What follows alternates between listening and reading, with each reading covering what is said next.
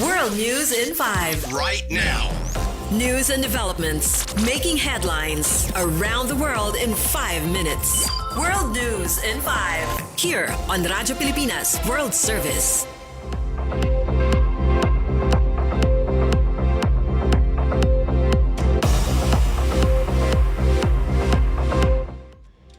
Good day to all of our listeners here on Radyo Pilipinas World Service. This is World News in 5 and I'm your host, Steph Vicente. United States President Donald Trump says he intervened to stop the alleged execution of 8 Iranian women protesters claiming they were said to be killed in Iran. In a post on his Truth Social platform, the BBC reports, President Trump said 4 of the women would be released immediately while the other 4 would serve 1 month in prison, and he thanked Iranian leaders for responding to his request. However, Iranian authorities rejected the claim, saying the women were never scheduled for execution in the first place. Iran's judiciary-linked media also said President Trump was misinformed by what it called misleading opposition reports, adding that some of the individuals had already been released or faced non-capital charges. This comes amid ongoing tensions in the Middle East, as reports say Iran has carried out multiple executions in recent months involving people accused of spying and participation in anti-government protest.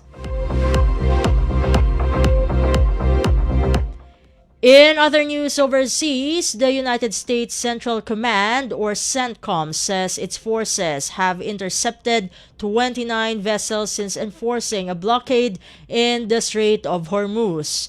According to BBC News, the command also pushed back against media reports calling claims that some commercial ships have bypassed the blockade inaccurate.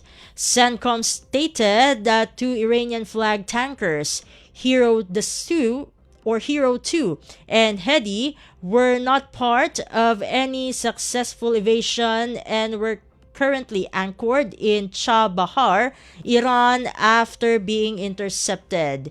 It also reported that another vessel, the Dorena, was escorted by a U.S. Navy destroyer in the Indian Ocean after allegedly attempting to violate the blockade.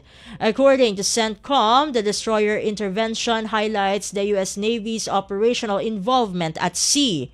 The military added that American forces are maintaining enforcement operations across the Middle East and beyond, emphasizing what it calls its global reach.